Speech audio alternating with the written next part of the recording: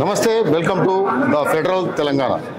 ప్రస్తుతం మనతో పాటు ఉన్నారు Warangal parliament Congress party parliament అభ్యర్థి కడియం కావ్య గారు ఉన్నారు. వారితో మాట్లాడదాం. ఇటీవలి కాలంలోనే ఒక సెన్సేషనల్ సృష్టించి మన ముందుకు రావడం జరిగింది. పార్టీ అంటే గతంలో బీఆర్ఎస్ పార్టీలో ఉండి అట్నుంచి కాంగ్రెస్ వైపు వచ్చి పార్లమెంట్ అభ్యర్థిగా పోటీ చేస్తున్నారు. ఆ పరిస్థితి ఎలా ఉంది? ప్రస్తుతం వరంగల్ పార్లమెంట్లో 7 అసెంబ్లీ నియోజకవర్గాలున్నాయి. 7 అసెంబ్లీ నియోజకవర్గాలలో పార్టీ పరిస్థితి ఏ విధంగా ఉంది, మరి విజయావకాశాలు ఎలా ఉన్నాయో కావ్య గారిని అడిగి తెలుసుకుందాం. మేడం నమస్తే. నమస్తే అండి. ఎట్లా ఉంది మీ ప్రచారం? ఎట్లా ఉంది? బాగుందండి. చాలా ఆల్మోస్ట్ మనకి టికెట్ అనౌన్స్ చేసిన కాడి నుంచి కూడా మన ఎమ్మెల్యేస్ అందరూ కూడా సీరియస్గా తీసుకోవడం జరిగింది. నియోజకవర్గ స్థాయి, మండల స్థాయి మరియు బూత్ స్థాయిలో కమిటీలు ఏర్పాటు చేసుకొని మీటింగ్స్ పెట్టుకోవడం జరుగుతుంది. కాబట్టి అట్లాగనే మొన్న సీఎం రేవంత్ రెడ్డి గారు వచ్చిన ఒక భారీ బహిరంగ సభకి కూడా 1,00,000 మందికి తక్కువ కాకుండా మనకి ప్రజలు వచ్చారు. వాళ్ళందరూ కూడా మనల్ని ఆశీర్వదించడం జరిగింది. వాళ్ళందరూ మనతోటి ఉన్నారు. అంటే మీరు ప్రస్తుతం అంటే 7 అసెంబ్లీ నియోజకవర్గాలకు సంబంధించి ఎమ్మెల్యేల మీదనే భారం పెట్టారు. మీరు ప్రచారంలో వెళ్ళట్లేదు అని అనేది ఒక అపోహ క్రియేట్ అయింది. ఎవరికి క్రియేట్ అయింది? నన్ను రోజు అన్ని మీటింగ్స్ లో చూస్తానే ఉన్నారు కదా. ఓకే, ఎమ్మెల్యేల మీద భారం అనేది ఏమి ఉండదు. ఎట్లయినా ఒకటి అసెంబ్లీకి పార్లమెంట్ ఎలక్షన్స్ కి ఖచ్చితంగా డిఫరెన్స్ అయితే ఉంటది. గల్లీ గల్లీకి అయితే తిరగలేము మనము. కమ్యూనిటీ మీటింగ్స్ కానీ, అసోసియేషన్ మీటింగ్స్ కానీ, మండల స్థాయి మీటింగ్స్ కానీ అవన్నీ మనం పెట్టుకోవడం జరుగుతుంది. ఇవాళ కూడా మనకి ఒక 4 మీటింగ్స్ వరకు ఉన్నాయి. అన్ని అటెండ్ అవ్వడం జరుగుతుంది. అభ్యర్థిగా నేను అందరికి కనిపించాల్సిందే కదా. ఓకే, అంటే నిన్న మొన్నటి వరకు కలిసి ఉన్న అభ్యర్థి మీ ప్రత్యర్థిగా పోటీ చేస్తున్నాడు. ఏమన్నా ఒడిదుడుకులు అంటే ఎలాంటి ఇబ్బందులు ఎదురవుతాయని అని అనుకుంటున్నారు? బీజేపీ విషయంలో అంటున్నారు. బీజేపీ అభ్యర్థి తోటి నాకేం పెద్ద టచ్ లేదండి. అంటే వాళ్ళు రాజకీయంగా, నేను కొత్తగా ఫ్రెష్ క్యాండిడేట్ ని కాబట్టి మా నాన్నగారితో వాళ్ళు కలిసి పనిచేసి ఉండొచ్చు. కానీ వాళ్ళ ఎమ్మెల్యేగా ఉన్న చోట నేను ఒక ప్రభుత్వ డాక్టర్ గా పనిచేసిన కాబట్టి అంతవరకే నాకు ఆయన తెలుసు. కానీ వేరే మరి అంటే నేను 7th లో ఉన్నప్పటి నుంచి తను నన్ను చూస్తూనే ఉన్నాడు కాబట్టి తెలిసిన వ్యక్తే. కానీ అంటే ప్రత్యర్థి పార్టీలు కాంగ్రెస్ పార్టీ అధికారంలోకి రాగానే 6 గ్యారెంటీలు అమలు చేయలేదు కాబట్టి రైతు బంధుకు సంబంధించిన ఇష్యూలో కానీ, రుణమాఫీ ఇష్యూలో కానీ వ్యతిరేక ప్రచారం నిర్వహిస్తున్నారు. దాన్ని ఎట్లా మీరు ఎదుర్కొంటున్నారు? అయితే అది ఏమాత్రం కూడా సక్సెస్ఫుల్ అవ్వట్లేదు వాళ్ళు. ఆ విషయంలో 6 గ్యారెంటీలలో 5 అయితే అమలు స్టార్ట్ చేశారు. 1 మిగిలింది. మహాలక్ష్మి దాంట్లో 2,500 ఏదైతే అర్హులైన పేద మహిళలకు ఇవ్వాలనుకున్నారో అదొకటి మన ఎలక్షన్ కోడ్ అయిపోయినాక ఉంటది.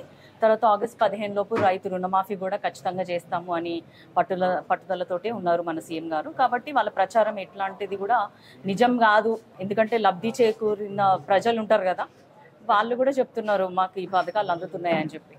ఓకే, అంటే మీకే వరంగల్ పార్లమెంట్ నియోజకవర్గంలో ఓటర్లు మీకే ఎందుకు ఓటు వేయాలని మీరు కోరుకుంటున్నారు? వరంగల్ నియోజకవర్గంలో పార్లమెంట్ పరిధిలో 40 ఏళ్ల తర్వాత ఒక మహిళగా నాకు అవకాశం వచ్చింది. ఒక దళితురాల్ని, తర్వాత ఒక ఉన్నత విద్యావంతురాల్ని, నేను గవర్నమెంట్ డాక్టర్ని ఇక చేసి రిజైన్ చేశాను. ప్లస్ భాషా ప్రావీణ్యం కూడా ఉంది. లోక్సభలో మాట్లాడగలిగే సత్తా నాకుంది. అదేవిధంగా ఇక్కడున్న సమస్యలన్నిటిపైన పూర్తి అవగాహన ఉంది. కేంద్రంలో మనం ఏం చేయగలము, రాష్ట్రంలో ఏం చేయగలము ఒక ఎంపీగా, ప్లస్ ఇక్కడ ఎమ్మెల్యేల సహకారంతో నియోజకవర్గాల వారీగా వారికి ఉన్న సమస్యలపైన కూడా అవగాహన ఉంది.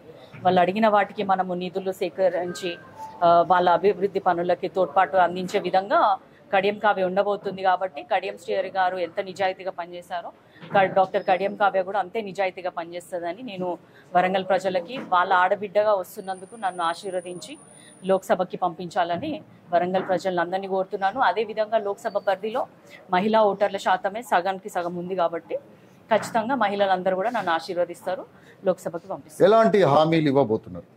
ఇంకా మేము పూర్తి స్థాయిలో నా పర్సనల్ మేనిఫెస్టో చేసుకోలేదు. కానీ ఏదైతే మొన్న భారీ బహిరంగ సభలో అంటే ఎన్నికల సమయం కూడా దగ్గరకు వస్తున్నది, ఇంకా మేనిఫెస్టో మీరు రిలీజ్ అంటే ఆల్మోస్ట్ అయిపోయినాయి. ఇంకొక 2-3 అంశాలు యాడ్ చేసుకునేది ఉంది అంతే.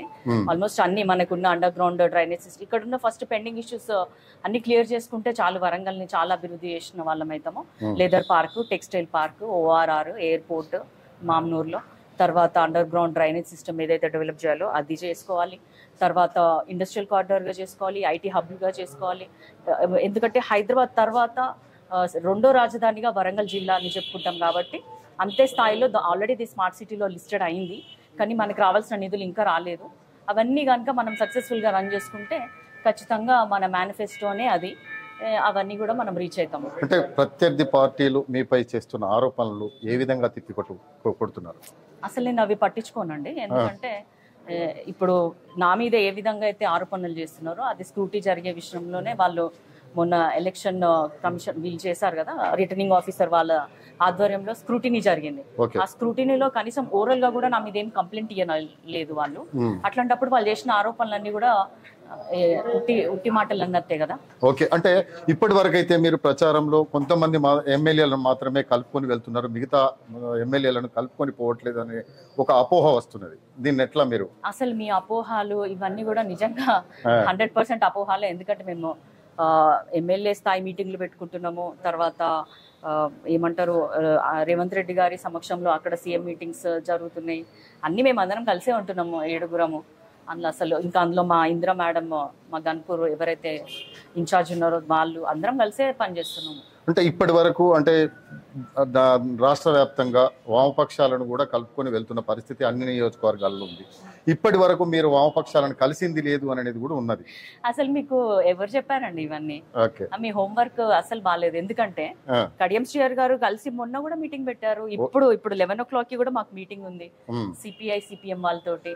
ఖచ్చితంగా మేము ఫస్ట్ మిగతా వాళ్ళకంటే కూడా మా నాన్నగారికి ఉన్న అనుభవం కానీ లేకపోతే ఆయనకున్న రాజకీయ ఎక్స్పీరియన్స్ వల్ల కానీ అందరిని ఎవరెవరినైతే కలుపుకొని పోతున్నారో ఫస్టే మేము కలుపుకొని వెళ్తున్నాము, అందరిని కలుస్తున్నాము. వాళ్ళు కూడా వాళ్ళ ఏమంటారు సహకారాన్ని అందిస్తున్నారు. మొన్న సీఎం సభలో కూడా 2 కండువాలు వేసుకున్నాను కదా మొత్తం. ఓకే, మీ టార్గెట్ మెజారిటీ టార్గెట్? మా టార్గెట్ 2.5 lakhs ఇవ్వండి. ఖచ్చితంగా. బెస్ట్ ఆఫ్ లక్ అండి. Thank you so much.